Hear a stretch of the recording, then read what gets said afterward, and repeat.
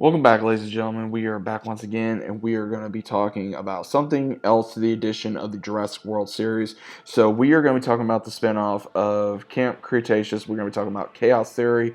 So, it's really interesting on where exactly the story is for this show because I know we are going to be getting a series at some point. I was really out of the loop. It came out, I would say, like a while ago, and it's been on my watch list to be able to try to watch this series, and I finally got around to it. It actually only took me one night to be able to watch this, but this really not only I would say exceeded my expectations, but also was heavily a lot darker than what I thought.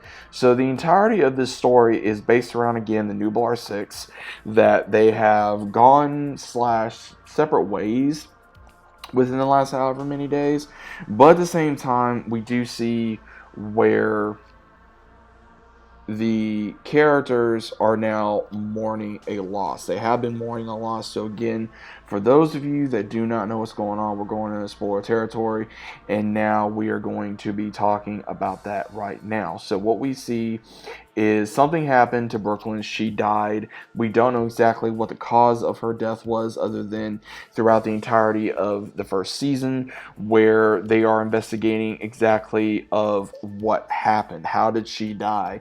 Why did she die? And we have where it starts off with Darius. Darius is putting everything on himself, thinking that it's his fault that Brooklyn was not, she was alone. And Kenji blamed him. Everybody else was kind of back and forth with it. And they pretty much lead you to believe that she's dead throughout the entirety of the first season. Now, going into that, Darius comes in contact with Ben once again. Ben has been on the run because someone went after him, sent him death threats over a site that they have been going over. And what happens is Darius has been secluded in a cabin for however long. And everybody's older, so I would say they're in their late teens slash maybe almost early 20s at this point. Ben was in college, and he was still having issues trying to deal with everything. Same thing with Brooklyn, same thing with Darius, same thing with Sammy and Yaz and Kenji. They all dealt with everything after they got off the island. So what happened is Brooklyn got in too deep where she was investigating dinosaurs being dropped off at different points for money, and she went to go talk to Kenji's father, and we later get to see Kenji talk to his dad, and nothing really got explained other than that he told her what he knew and that he supposedly had nothing to do with it.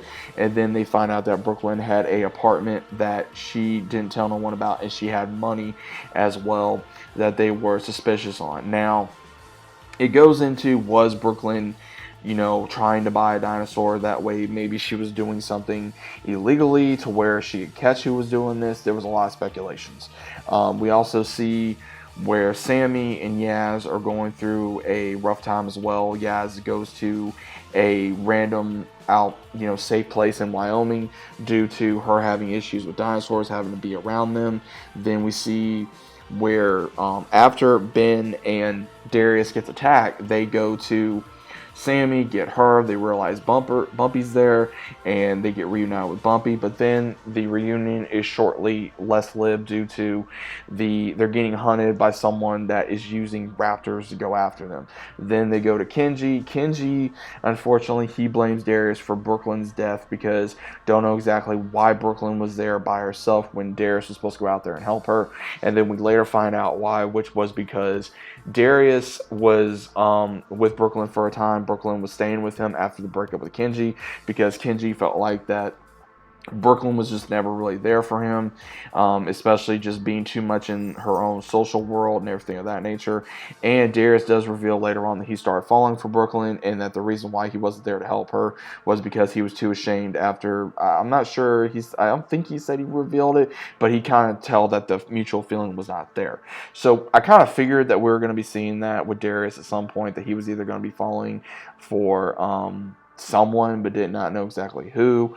So it was kind of interesting to see that at the same time where we realized that the company that Darius did work for, which was the DPW, who goes after dinosaurs, try to capture them and put them into not only the wild, but to contain them. The boss was actually behind this whole thing of going after Brooklyn and having the dinosaur that killed her apparently did kill her, and then we see where they even take Bumpy as well. And there's at one point in the series where it almost seems like Bumpy's going to die because she's not moving, something's wrong. We don't know exactly what, but then it later gets realized that she was pregnant, that she gives birth to an egg, and thanks to Sammy and Ben, she's fine. But then they're going to have to leave her again at the very end of the show due to having this final battle with the Raptors, the T-Rex, and among others, to reveal that, hey, we have to go on this boat to figure out exactly where this broker is taking these dinosaur eggs so that way we know who's behind this. And Darius cannot stay on the sidelines anymore because he put himself in, inclusion. Same thing with Kenji. Kenji got into rock climbing. Sammy was having issues with Yaz. They had issues. They were able to get reunited to be able to deal with their issues to a certain degree. Yaz was able to deal with being around dinosaurs because of how much it messed her up on the island. Sammy, of course, was not talking to her parents for whatever reason, as well as also, of course, for Yaz, not being around that did not help. And then issues with her neighbor, having issues with Bumpy due to every time you turn around, she got out. So don't know exactly where they're going to be going for this, but it actually does get revealed at the very last part of the season that Brooklyn is alive. Unfortunately, she is missing her hand / arm, however you want to identify it as.